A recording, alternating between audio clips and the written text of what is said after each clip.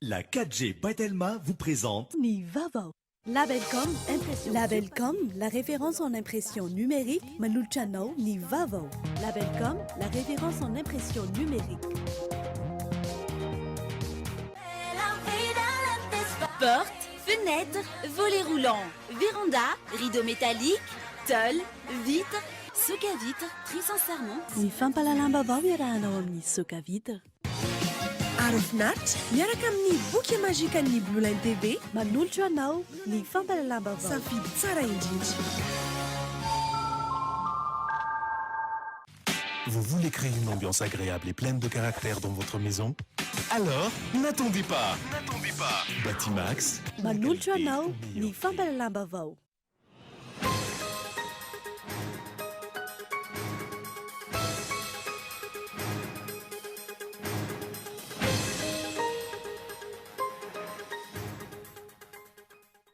Tsy mahasarika ny sain'ny vahoaka ny hetsika ataon'ireo kandida mikasa anakorotana ny saim-bahoaka amin'ny fiatrena ny fividianana. Voapirofo izany androany raha namory vahoaka dia tsy anoloan'ny kianja ny mamasina izy ireo. Tsy azo ataony manokatra ny lisam-pividianana ankoatra ny fotoana voalazan'ny lalàna raha toa ka tsy mbola niova na ny foanana ny lalàna mametra izany. Ankilany manana adidy amin'ny fisoratana na fanamarinana anarana amin'ny lisam-pividianana ny mpividy.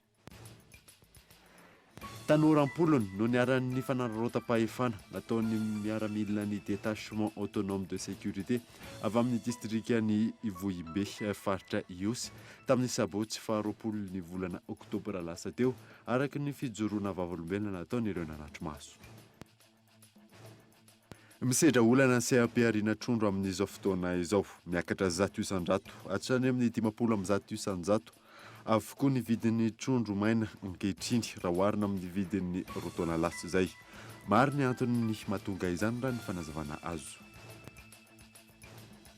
Maresaka iraisam-pirenena any États-Unis miaramila 250 no nantsonana tevi-daharana iarony sisitany no anasanaka ny Meksika. Araka izany tafakatra 207 izany amin'izao fotoana izao.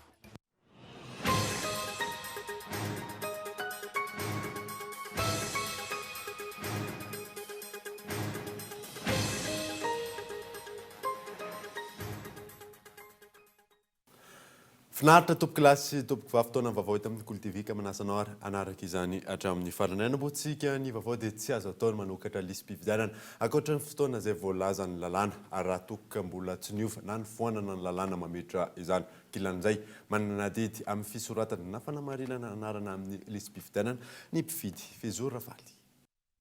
Herinandro katroka mialoha ny fividianana, misy amin'ireo kandida no mivoy hatrany ny fanemorana ny fividianana sy mitaky ny isokafany ny lisam-pividianana. Nitondra fanazavana manoloana ity tranga ity ny fitsarana avy momba ny lalam-panorenana tamin'ny alalan'ny fanambarana nivoaka tao amin'ny tranokala ny omaly. Ny lalàna Fehizoro laharana 24 tsipika aotraotra valo ny 12 Mey 24 lasa teo mifehy ny fividianana eto Madagasikara no mametra ny fitaom-pisokafany lisam-pividianana. Lalàna izay manan-kery eto amin'ny tany sy ny firenena. Tsy azo atao araka izany ny manokatra ny lisam-pividianana na inona antony raha toa ka tsy mbola niova na nofoana io lalàna io. Izany hoe tsy hisy ny révision spéciale amin'izao akatoko ny fividianana izao. Raha tsy haivina araka ny lalàna mifehy ny fividianana teto Madagasikara talohan'ny taona 2024 nalalaka ny fanokafana ny lisam-pividianana mialoha ny anatanterahana ny fividianana. Tahaka ny tranga tamin'ny lalam-pividianana ny taona 2000 ohatra izay nanokafana ny lisam-pividianana 27 ora taoriany ny fivoahan'ny didim-pitondrana miantso ny mpifidy an-Datsabato ary ny katony 5 andro mialoha ny fividianana. Ny tomboisa manoloan'izany ny olom-pirenena voasoratra anaty lisam-pividianana saingy tsy nisy ny fanaraha-maso marina noho ny antony ara-potoana. Io fomba fanao io no niteraka voka-dratsy sy fanakianana maro avy amin'ny mpisehatra samihafa indrindra ny avy amin'ny fanoherana sy ireo iraka mpanara-maso ny fividianana ny 3 Desambra 2024. Izay no anisan'ny antony nanovana izany ny taona 2024 sy nitazoman'ny komity nitondra fanatsarana ny lalam-pividianana 2024 na ny CCRP ny fitazomana ny lisam-pividianana. Ho an'ity fividianana filoham-pirenena ho hatrehina afa-kerinandro ity araka izany dia tsy hisy intsony ny fanokafana. nambarany tompona andraikitry ny senisy ny RCC tao anatin'ny fanambarana izay navoaka ny teo aloha ihany koa fa manana adidy amin'ny fisoratana na fanamarinana ny anarany ao anaty lisitry ny mpifidy ny olom-pirenena tsirairay. Tahaka izay ihany koa raha misy ny fifindramonina na fahafatesany isorohana ny doublon na ny mety tsy fahitana ny anarana anatin'ny lisitry mpifidy. Ny fiandohan'ny volana Desambra hatramin'ny faran'ny volana Janoary raha tsy ahivina no ahafahana manao ny fanamarinana anarana anaty listim-pifidianana voalohany na ny révision annuelle de la liste électorale. Tsy nahasarika vahoaka ny hetsika izay nataon'ireo kandida matahotra fifidianana sy ny fikasana anankirotana ny fiatrehana ny fifidianana voapirofo izany androany raha namory vahoaka tetsy anoloan'ny kianjan'ny Mahamasina izy ireo. Henri Florian teny toerana. Raha tamin'ny 10 maraina no fotoana voatondro hanomboan'ny hetsika tetsy anoloan'ny kianjaben'ny Mahamasina olombitsy sy kandida iray mpitarika no tonga hitany an-toerana. Tamin'ny 12 atoandro vao nanomboka tonga ireo kandida, 5 izy ireo no tonga tamin'ny fotoana nomeny ny vahoaka. Na teo aza ireo mpanakanto maro izay nasiany nanafana ny lampiasy teny an-toerana isarena ny olona no porofon'ny vahoaka indray ihany koa tamin'ny ity androany ity fa tsy malina azy ireo ny hetsika fanakorontanana izay kasiany ireto kandida ireto. Isan'ny fitakiana ireto kandida ireto ny anokafana sy anadiovana indray ny listim-pifidianana amin'izao herinandro mialoha ny fifidianana izao. Tamin'ny ity androany ity nisy ny foaram-pefy izay nataony kandida iray izay nandray fitenenana. Fandraisam-pitenenana mitarika ho any amin'ny fiankalana, indrindra fifankalana eo amin'ny mpitandro filaminana sy ny vahoaka nanoloana ny fisian'ny mpitandro filaminana tonga teny an-toerana. Mahatonga zareo andeha hiatrana amin'ny maramila 100,000 atao eto satria tsisy dahalo tsony any ambadika any. Inona ny any amin'ny mitina numéro 13 rehefa manao eto tsisy an'izany. Ianareo mpitandro filaminan'ireo ekeko fa dia tena hoe baiko ny ianareo fa misaina ihany. Aiza moa nareo tsy vovonoan'ny olona. Saika nalahelo any nahitan'ireo polisy nitotany olona moelon mampitehiteny tsara ho azy zay. Tena marina mbola azo anareo rehetra izany hozoniko mihitsy. Tena marina izany. Za tena nalahelo nahitan'ireo polisy tela mizeran'olona moelon fa inona mahatonga izany? Zao ataonareo zao. Mampatezitra olona ny zavatra ataon'ny maramila, polisy, gendarme. Rehefa tsy faly tonga avy eto, dia sambory fa mbola ho hitanareo izany, mbola telo iny ny tratra, fa raha tratran'ny olona nareo, na fatinareo alevina raha tsisy.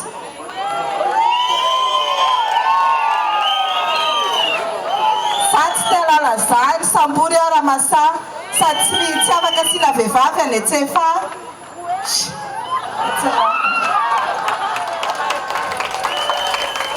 Misy miteny manko hoe raha miopefeto izay dia ho alefa any Antsefa.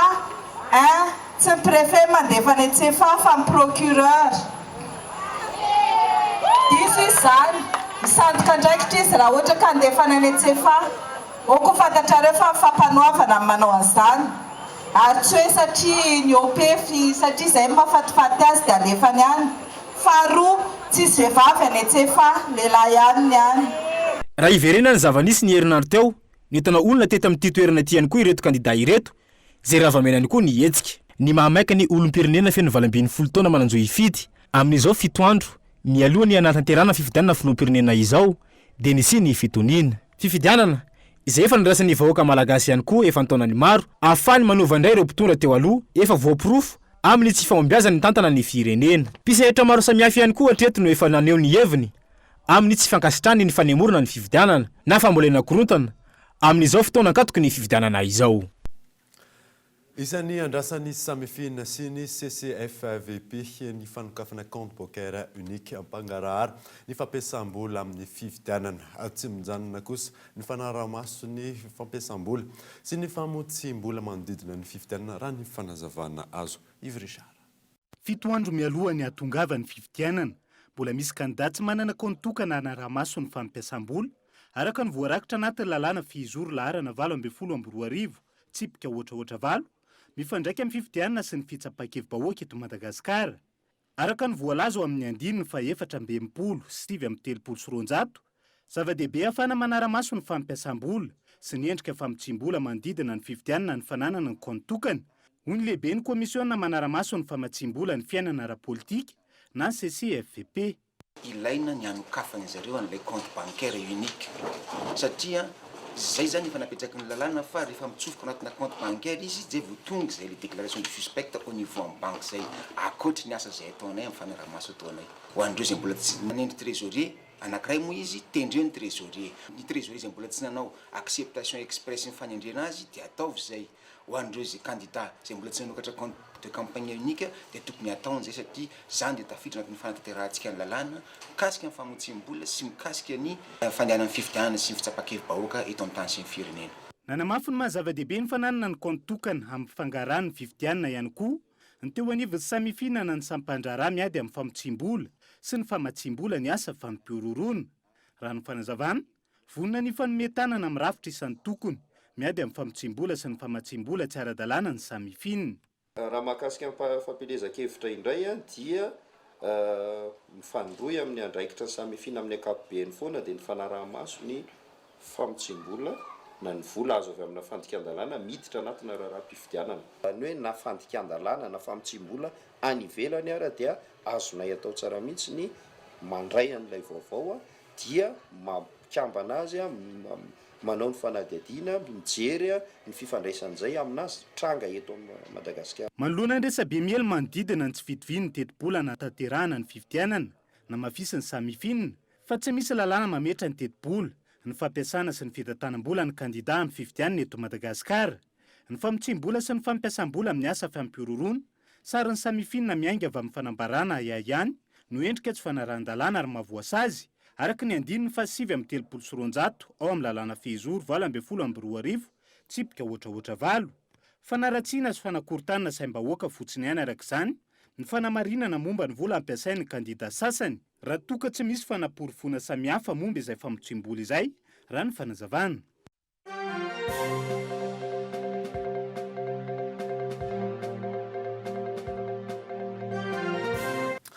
Vaovao ny fampelezan-kevitra dia efa vonona andray anjara amin'ny fifidianana filoham-pirenena ny vahoaka malagasy ka tsy tokony hisintsony ny fikasana anankirotana izany. Maresy lahatra ny mponina fa hitondra ny Madagasikara any amin'ny fampandrosoana dia ny kandida Andry Rajoelina izay laharana fa 13 Gaëtan Andriatsilavo. Herinandro mialohan'ny fifidianana mitohy hatrany ny fitetezam-paritra ataon'ny kandida laharana fa 13 sy ireo mpanohana azy. Notanterana ny sabotsy lasa teo tany Berangotra, komunina ambanivohitra Andanivorovato ihany koa, nilalao famaranana ny baolina kitra ka nanomezana ny amboara ho an'ireo ekipa 20 nandray anjara. Lalao izay tafiditra ao anatin'ny fampelezan-kevitra nataon'ny mpanohana ny kandida laharana fa 13. Ataoko sotra be satria rehefa mahalala mahatoa aho zany tapa-kevitra fa hanohana ny kandida Andry Rajoelina dia ao raha asy mba olo-korombo na romboana fa misy ny programany président Andry Rajoelina dia tena sarasara kokoa noho ny namany.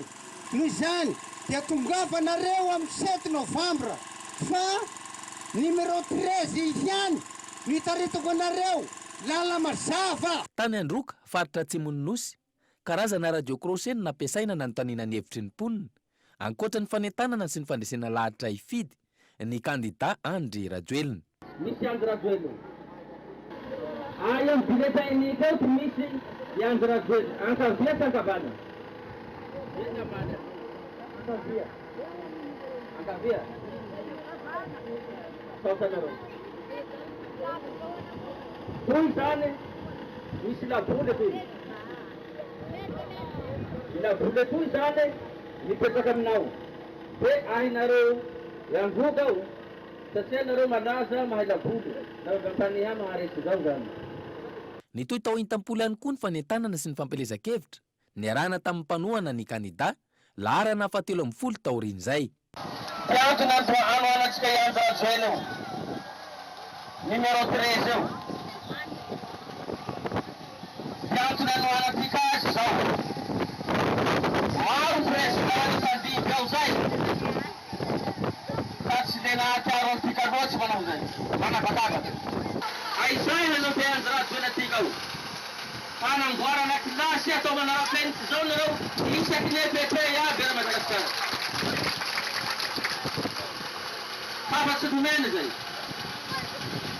Ny eto Antananarivo renivohitra mitoy ihany koa ny fanohanana ny kandida larana 17.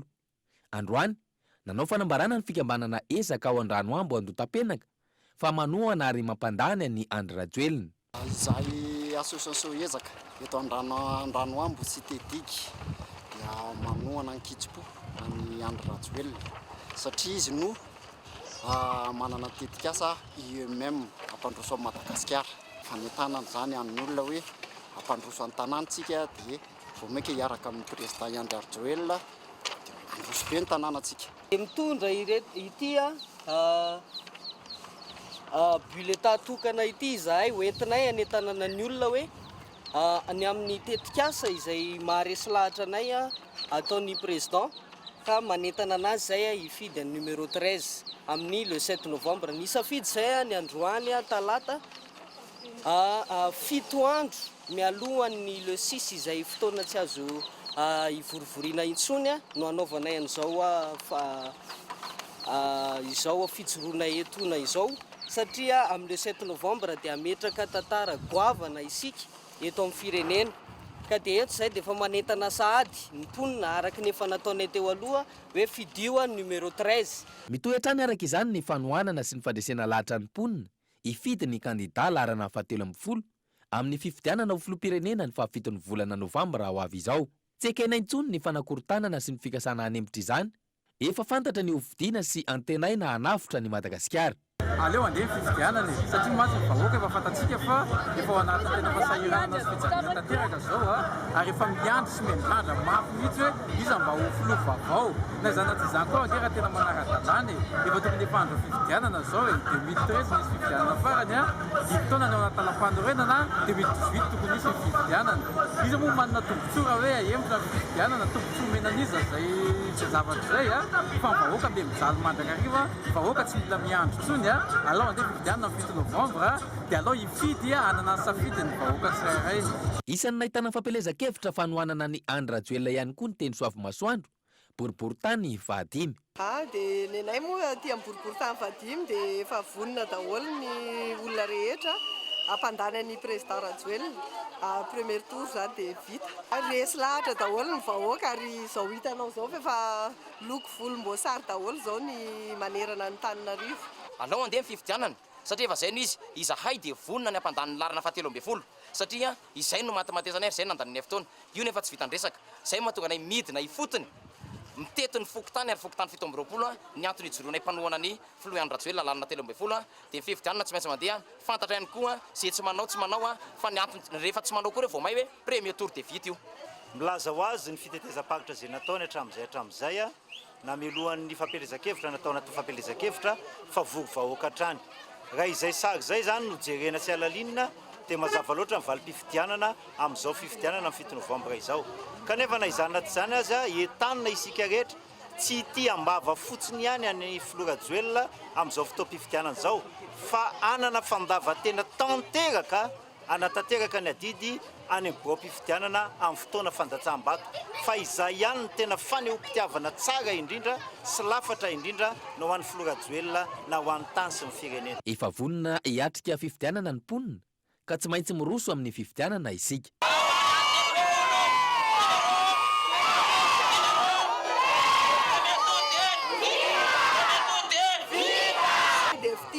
Dia numéro 13 ihany atsika.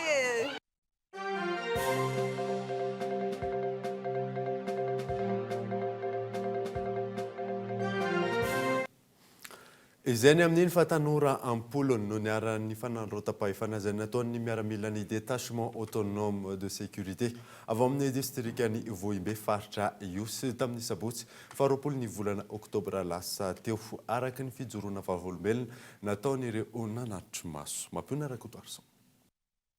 Niverina indray ny fanararaotam-pahefana nataona mpitandro ny filaminana any amin'ireo toerana sokajiana ho lavitra. Nitrangana izay endrika fanararaotam-pahefana izay raha ny fitarainan'ireo vavolombelona nanatry maso ny tany amin'ny distrikany Vohimbe faritra Nosy ny sabotsy 20 oktobra lasa teo.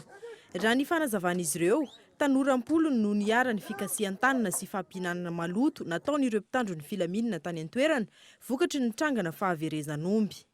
Maraindray ny sabotsy zany avy le koka nisy koka zany tegna amin'ny faritra tsinatsinana koa fa misy omby safatapatatsy n'olo hoe aniza iompy ty fa safantatsy ny tompony sao dia ny ompy very raha nodia ny koko zany a ny nahita ny ompy dia lasa agnaby agnahita ho aby a nijery ny ompy io ka raha fa nijery ny ompy dia sa nisy nahalala hoe aniza ty ompy dia zay niboahany fanapa-kevitsy hoe ariany misy mpagnaradia dia andao ty hateritsika agny fa sao an'izao olo mpagnaradia zao ny tompony ty ompy ty lasa zany agnay a mitondra ny aomby io agny lefa avy amin'ny toerana atao hoe saha mamandrotsy dia nisy avy atagny ny fanendriky zany agnay a ny fanena amin'leo miaramila misy 3 angamba izy igny miaraka amin'ny aletina dia miaraka amin'ny tompon'omby fa fairin'ny tompon'omby io zany a hagnaradia ka raha fa nahita ny omby io moa ny tompon'omby dia milaza fa hoe anazy ny omby dia hoe ia ny sisa dia hoe ity ny omby hitanay fa ity ny omby dia nomby avy aty aminay dia avy moa hoe anay ty omby ty ka aminareo ato zany ny omby ho nataony dia hoe ity no avy aty aminay etoy ka etoy hitanay etoy dia andao ary nipetrapetraka eto dia nipetraky mognay a dia navany zany a ny ray aman-dreny dia navany zany a ny tagnora zany dia nimery dia ny daholo ankoatry ny fikasihan-tanana no terena tsy maintsy nanolo omby miisa 12 izay voalaza fa nanendrikendrehana azy ireo ihany koa ireo mponiny Ivohibe distrikany Ivohibe ireo raha ny fanazavana trany tsy azo ekena intsony ny tranga tahaka izao ary antsona ny tompona andraikitra hijery akaiky ny zava-misy ho iatrany ny fianakaviany niara-ny fanararotana mampalahelo dia mampalahelo izy satria tena saripady amintsika gasy na dia ho paina fotsiny ara-pihinanana malotam-pihinanana tay zany zavatra tena fady amintsika nefa zany tena nasainy hoanina dia tena problema noho izany a dia miaso ny fitondrana zay a miaso ny tompona andraikitra izy tandrefany zany mba handray andraikitra hanao fanadiadiana mba handeha Iviby district any Ivibe mba hanao fanadiadiana zavatra io fa ao daholo ny fokon'olona misy 20 mahery ny olona tany tamin'ny fotoana io a afaka anaovana fanadiadiana dia marary daholo ny mahery zay namerideny voadaroka ny sasany mandram-panina ary amin'ny tanàna anankiray tao ndohoraka dia mbola misy miditra hôpitaly le olona isan'ireo tranga mahavoatonontonona mpitandro ny filaminana izay mbola iandrasana toy ny hatrany ny raharan-tsakabary mangina ny tompona andraikitra treto tsy hita ihany koa izay toy ny fanadiadiana izay voalaza fefa natomboka miteraka olana eny anivon'ny fiarahamonina eo amin'ny mpitandro ny filaminana sy ny mponina sivily ny tranga toy izao profon'izany ny tranga tany feno riva tsy nanana farany teo milaza ny tsy mbola afaka manome fanazavana ity tranga tany amin'ny distrikany Ivohibe ity ny avy amin'ny tafika malagasy fa mbola manao fanadiadiana mbola ho tanterina aminao eto amin'ny fampahalalam-baovao ny Cool TV FM ny toy nyity tranga ity tonga eto amin'ny pejiny dokavatra isika amin'izao fotoana izao aorianan'izay nandraisantsika ny vahiny avy amin'ny ministeran'ny fahasalamam-bahoaka feo ihany koa aorianan'izay no ahitantsika ny mahakasika ny olan'ny sehampiarina trondro amin'izao fotoana izao rehefa feo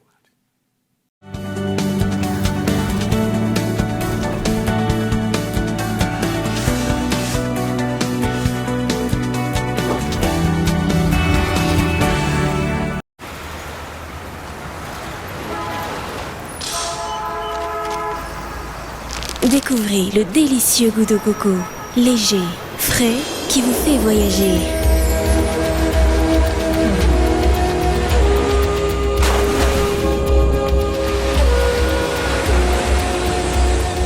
Bounty bar chocolaté, noix de coco chocolat.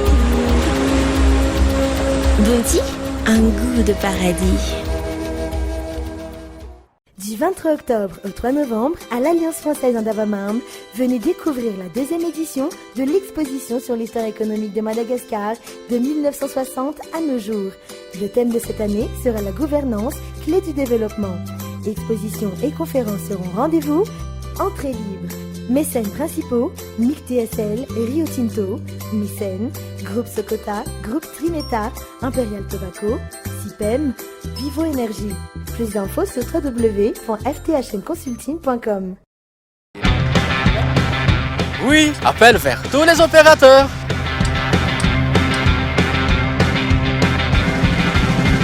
Oui, appel à l'international inclus. Oui, mes SMS, je ne les compte plus.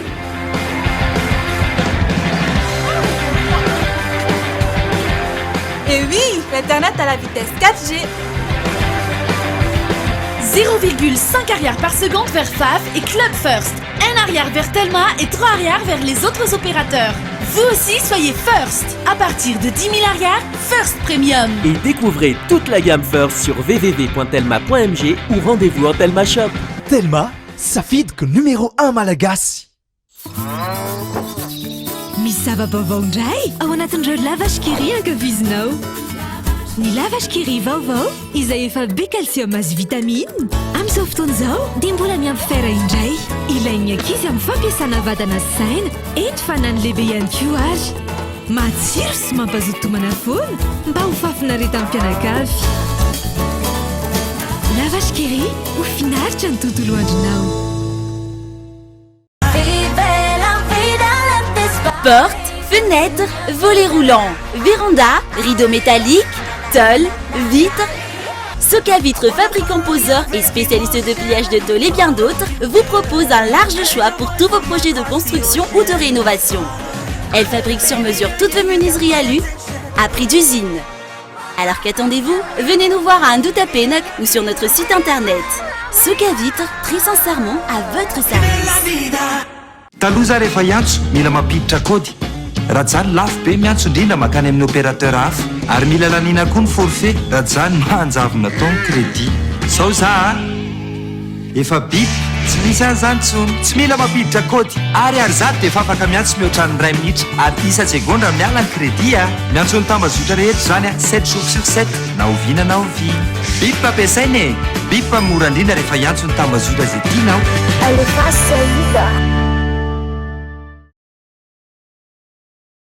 Les amis, c'est la rentrée. Ça va être la fête des bics. Vérifions que tout marche bien. Rassemblement.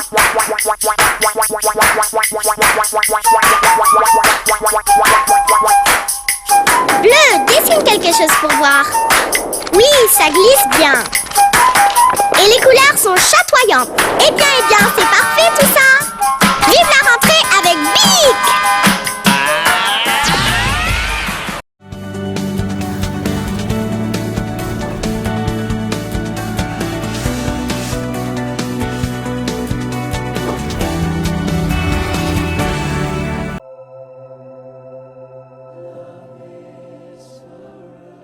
Bienvenue à Camden.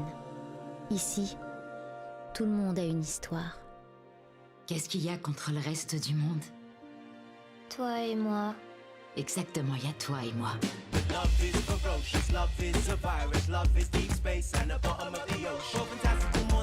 T'es tendu et tu sais pourquoi? Parce que tu laisses jamais personne te tripoter. Les expériences transcendantes, on dirait que c'est pas ton truc. Si je voulais une expérience transcendante, j'irais à l'église.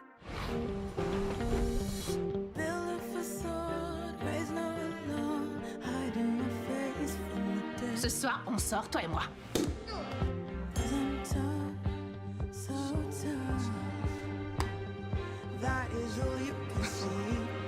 Raymond. Simone.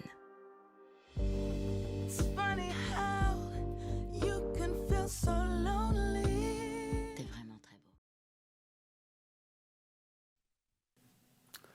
Araka ny hitantsika teo iny Ibiny Solong izy indray no horonan-tsara rahantsika anio alina eto amin'ny Cool TV.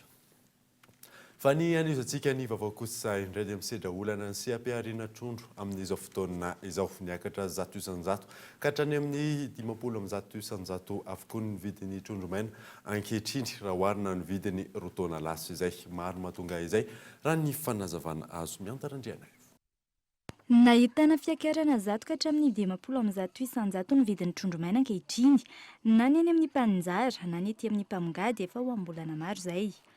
Ny biky ohatra raha toka 4,000 ariary no andraisan'ny mpamongady izany avy any am-potony tany aloha niakatra avy roa eny ary lasa 7,000 ariary ny kilao ankehitriny. Patsa kely 5,000 ariary no amarotana ny kilao teo aloha ary niakatra mahery ny 2 alina ariary amin'izao fotoana izao. Niatraiky amin'ny fandehanan'ny tsena nefa io fiakaram-bidy io hoy ny mpamongady etsy amin'ny tsena Benizotra. Ny vokatra izany aloha mihena hatreto. Mihena moa mpanao azy koa lasa be dia be. Ohatra izany zao hoe mampiditra fologony isaka 2 andro ohatra taloha lasa 2 gony sisa ny tafiditra eto na ray. Dia tafiditra ao anatin'izay koa na ny fandehanan'ny tsena zarana lafo 5 alina teo aloha isan'andro dia zarana malafo 2 alina androany. Ny resaka kalitao no antony voalohany nampitiakatra ny vidin'ny trondro maina, io araka ny nambaran'ny mpamogady hatrany. Maro amin'ny mpisehotra nefa no tsy afaka manondrana na misy aza ny fanenjehana ny fenitra izay. Tsy manondrana izay raha efa toerana ihany ka tsisy lalam-barotra. Io zany misy an'ilay commande-n'ilay produits locaux na voamaina na trondro maina. Fa amin'izao fotoana efa tsisy an'izany intsony. Efa lasa asan'olona mitokana mihitsy an'ilay mitondra ondrana. Efa mandeha any amin'ny sisiny any daholo ilay olona tena manondrana izany fa tsy mankaty intsony. Any Morondava, Milobe ary Mainty Rano ny ankamaroan'ny trondro maina tonga eto an-drenivohitra. Isan'ny firenena nondranan'i Madagasikara trondro maina ankilany, ny any Comore, Malaisie ary Hong Kong. Tontolon'ny fahasalamana kosa indray dia mirongatra ny aretina kitrotro ankehitriny ary tsy voatery ny ankizy ihany no voa fa mety hatrany amin'ny olona 5 taona aza fanandena. Latsaky ny 5 taona no salantaonan'ireo olona mety ho voan'ny aretina kitrotro. Raha toa ka latsaky ny 14 taona no fahafantaran'ny fiarahamonina azy hatramin'izay. Nanomboka ny farany volana septambra hatramin'ny volana oktobra ity, tafakatra 100 n'ireo izay tratran'io aretina io. Maro amin'ireo olona nefa no manafangaro azy io amin'ny tazo. Manazava ny atao hoe kitrotro ny mpitsabo iray izay nanaovana fanadihadiana. Ny kitrotro tompoko dia aretina tafiditra ao anatin'ny hoe maladie infectieuse, aretina azo avy amin'ny virus. Virus ARN, virus mahatonga ny donika izy io, mahatonga an'ireny tafiditra ao anatin'ilay paramyxovirus. Dia virus izay tena miovaova endrika ary matanjaka be izy io miova hery isa-taona. Tsy mba hoe ohatra hoe mandeha mijanona amin'iny ny hery fa miovaova foana. Izy io dia aretina pahazo ny olona maro dia maro. Anisan'ny mampitombo ny tanjaky ny aretina kitrotro ny lohan-taona toy izao. Mora mifindra ity aretina ity. Isan'ny manamora ny fipariahany ny pitidrora sy ny rivotra ary ny fahavaneraserana amin'ny olona izay efa voa. Manodidina ny 3 ka hatramin'ny 4 andro aorian'ny fifampikasoana amin'ny marary voan'ny kitrotro vao mety hipotra ireto fambara ireto raha toa ka marefo ny hery fiarovana. Tsy ho tratran'ny kitrotro kosa indray ireo izay efa voany izany. Izy io matetika dia miseho amin'ny alalan'ny tranga eny amin'ny hoditrintsika olombelona eny. Na eo amin'ny ankizy io amin'izao fotoana moa dia ny ankizy tanora no lasa be da be. Mety iseho io amin'ny alalan'ny misy ranomaso kely maditidity ny maso. Mety mandeha ny ranodelo, mety mararirary ny tenda, mety misy mangididy eraky ny vatana, mety misy menamena kely dia mibotsimbotsina kely dia maromaro mimparitaka amin'ny vatana rehetrarehetra. Anisan'ny aretina mora tsaboina ny kitrotro raha toa ka fantatra mialoha. Mitondra hatramin'ny famoizana aina ity aretina ity raha toa ka tsy voatsabo.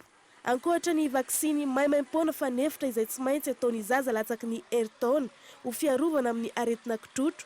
Anisan'ny fanefitra ihany koa ny fanadiovana ny manodidina tsy angonan'ny fako noho ireo otrika aretina izay mivelona amin'ny loto ary ny fanatonana ny tombo-pahasalamana fa tsy hanao dokotera tena. Fampalalambavao amin'ity alina ity tsy zany fa dokotera Ramamonjy Sobody izay hitalian'ny fanaovam-baksiny eo anivon'ny ministeran'ny fahasalamam-bahoaka miarabanao tonga soa eto amin'ny sampana fampalalambavao sy eto amin'ny plateau ankolo amin'ny ity alina ity. Araka ny hitantsika teo iny mahakasika ny aretina kitrotro afaka mafisinao ve ahoana ny tena fisehony izay aretina izay?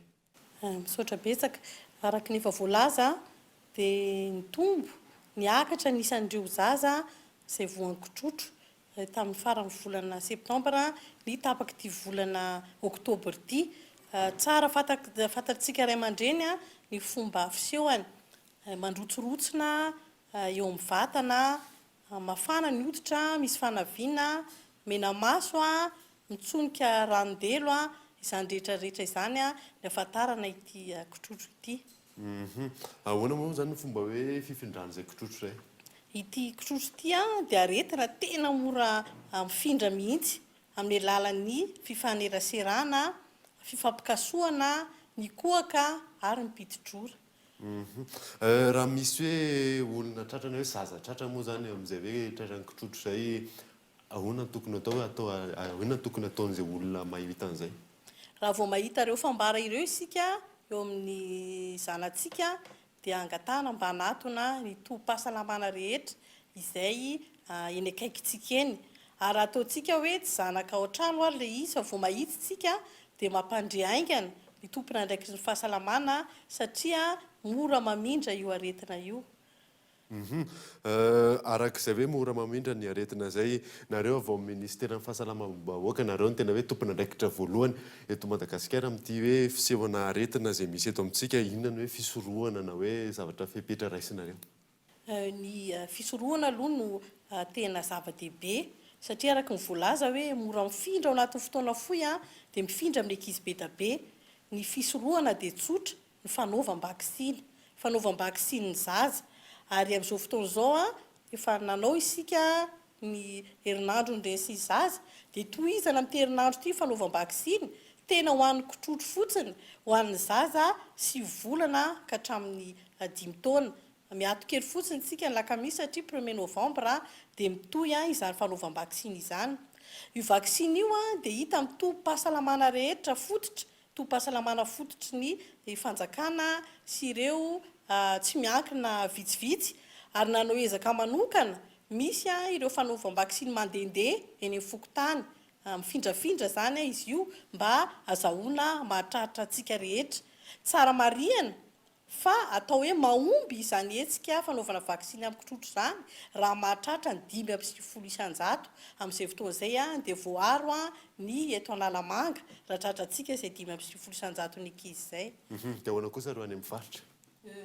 Eto Antananarivo distrika 4 aloha zany ny tena nahitana ity fitombona ity, dia Antananarivo Renivohitra, Antananarivo Avaradrano, Atsimondrano ary Ambohidratrimo.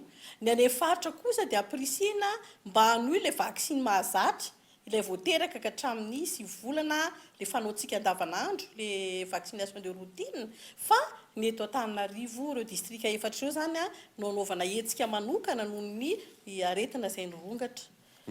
Hetsika vakisiny izay ataonareo zay misy salan-taona ve? Ny tena ho ataontsika ho enjentsika aloha zany zao dia ny 7 volana ka hatramin'ny 5 taona satria marefo izy ireo.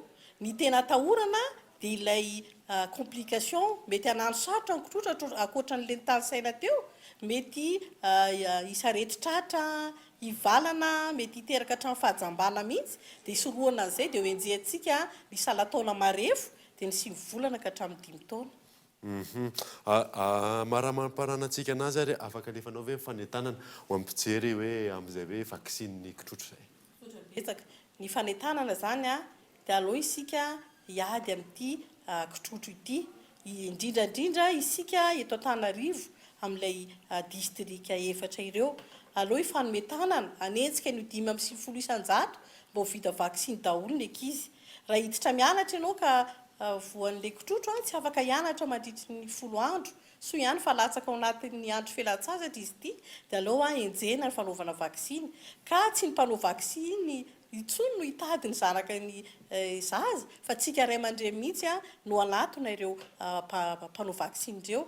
Tsara marihana moa fa tsy mitovy tamin'ny polio izy ity, tsy lateteam-bava fa misy tsindrona kely atsoso-koditra izay no atao amin'ny zaza. Amin'izay tsy dia marary firy akory fa izay dia afaka hiaro azy amin'ny kotrotro. Ka dia manentana antsika rehetra vonina indray ianareo ny mpiasa amin'ny fahasalamana, eny amin'ny tom-pahasalamana, eny amin'ny fokontany misy olona izay vony hikarakara antsika eny. Saotra to. Ankasitrahanao vahiny teto amin'ny sampana fampalalam-baovao na miandreo fanazavan'ireo. Saotra to. Fa ny an'izantsika ny vaovao kosa indray dia maresaka iraisam pirenena enjehana ary ho saziana ny fiarahan'ny olona mitovy fananana. Io no finambaran'ny gouverneur ao Dar es Salaam ao Tanzania omaly manoloana ny mpanao gazety fanadina. Raha toa ka malalaka areken'ny lalàna ny fiarahan'ny olona mitovy fananana ny amin'ny ankamaroan'ny tany mandroso, tsy izay ny zava-misy atsy amin'ny tany afrikanina. Omaly ohatra nilaza ny anasazy ireo olona mitovy fananana miaraka ny gouverneur ao Dar es Salaam, Tanzania. Nangatany tsy gouverneur ity amin'ireo mponina any an-toerana omena azy atao anatin'ny herinandro ny anarana sy ny mombamomba ireo olona miaraka ireo. Isan'ny komity andraikitra ny famaizana azy ireo raha ny fanazavana. Fantatro ity gouverneur tanzaniana ity fa firenena maro no tezitra amiko, saingy alaiko mahatezitra olona toy izay mahatezitra an'Andriamanitra. Miantso ireo kristianina natevina ny fitsipahana ny fiarahan'ny olona mitovy fananana ny Paul Makonda, gobernora ao Dar es Salaam.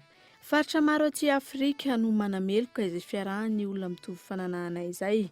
Ny ao Uganda ohatra, misy ny fanamelohana ho faty azy ireny, fa enjehiny lalàna ary mety higadra ihany koa ireo olona tsy mitoroka ny fiarahan'ny olona mitovy fananana. Any États-Unis kosa indray dia miaramila misa 210,000 finoana antsonana tevi-daharana iaron'ny sistany manasaraka ny Meksika. Araka izany tafiakatra 207,000 izany amin'izao fotoana izao fanadina eo amin'izany France 24. Raha no heveriny rehetra fa ho anjatony ireo miaramila ahetsika amin'ny fiarovana ny sistany manasaraka ny États-Unis sy Meksika. Tafiakatra 207,000 izany taoriny ny fampitomboana ny isa ho an'ny Amerika. Fanatevenana izay vokatry ny fisian'ny mpifindra-monina marobe avy any Honduras. Amin'ny fiafaran'ny herinandro no tratra io tarehimarika io raha ny nambaran'ny General Terence. Miaramila misy 210,000 no ahetsika ary ho tonga amin'ny faran'ny herinandro. Mbola santatra mbavarano ihany izany fa mbola hitombo ary ho ampahafantarina nareo ihany. Tanjona amin'izao fampitomboana ny isa izao ny sakanana ireo mpifindra-monina izay manao andihany maro izay mahatratra 7,000 amin'izao fotoana izao. Nanomboka ny 17 Oktobra teo ireo mpifindra-monina ireto no niala tany Honduras no ny fisian'ny herisetra sy ny anohanana ary ny fampahoriana ny vahoaka mitranga any an-toerana antony fifindra-monina makany amin'ny faritra atsimon'ny Amerika. Ny antoko-pisiko eto dia ny fitsinjovako ny taranako. Tiako raha ela velona ny zanako fa tsy hiara-maty amiko na ho faty alohako aza raha mijanona any Honduras izahay. Raha mijanona ao amin'io firenena io ho lasa mpangalatra kaikilahy na hangataka fotsiny ny zanako. Dia mba hitady fiainana tsaratsara kokoa izahay. Ny tsy fanekenan'ny fifindra-monina antsokosoko no antony nandraisana ny fanapahan-kevitra ampitomboana ny isan'ireo miaramila ary ho tombontsoa ny be sy ny maro hoy ny avy amin'ny Maison Blanche momba ity raharaha ity. Dia iny maresaka iraisam-pirenena iny manangatona vaovao tamin'ity alina ity ankatrany ianao nanaraka izany soava tsara atao tompoko.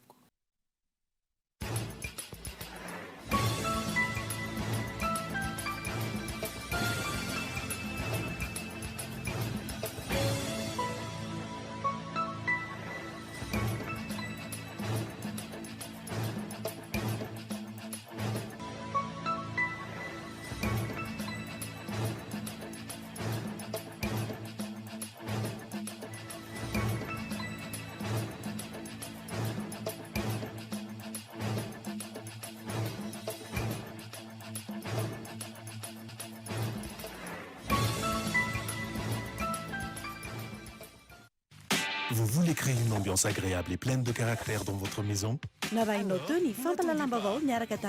Batimax, la qualité au meilleur prix. Arifnat, miaraka amin'ny boky magique an'i Blue Line TV, narahinao teo ny fampalalam-baovao miaraka tamin'ny tsara indrindra.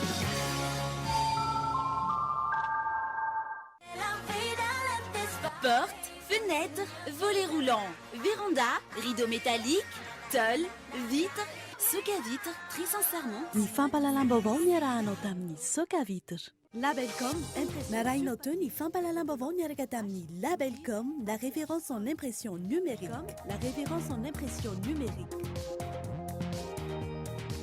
La 4G by Telma vous a présenté Ni Vavo.